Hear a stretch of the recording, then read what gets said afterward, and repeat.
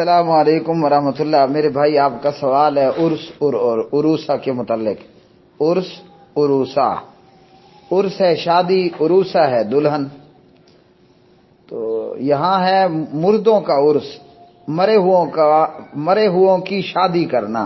میرے بھائی زندہ لوگ شادیوں سے ترس رہے ہیں، کوئی پہلی کے لیے، کوئی دوسری کے لیے، کوئی تیسری کے لیے، کوئی چوتھی کے لیے۔ تو ان بدبختوں کو پڑی ہے جناب سال بعد مردے کی شادی کرنا۔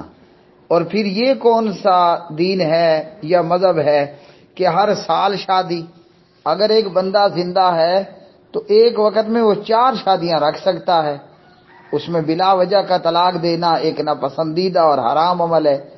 تو ہر سال شادی تو زندہ کی بھی نہیں ہوتی، ہر سال شادی کرنا یہ تو زندہ بندے کی بھی ہر سال شادی نہیں ہوتی ہے، تو کہاں مردوں کی شادی کرنا اور پھر ہر سال کرنا، سوائے جہالت اور حماقت کے کچھ نہیں۔ پلس یہ کہ عرس کے نام پر قبروں پر میلے لگانا، قبروں کو پختہ بنانا، یہ سب حرام کے کام ہیں، اور ایسے کام ہیں کہ جن پر رسول پاک علیہ الصلوۃ والسلام نے لعنت بھی فرمائی ہے۔ نہا رسول اللہ صلی اللہ علیہ وسلم ان یجسس القبر وان یبنى علیہ وان یقعد علیہ وفی روایت وان یکتب علیہ وفی روایت لعنت اللہ علی الیہود والنصارى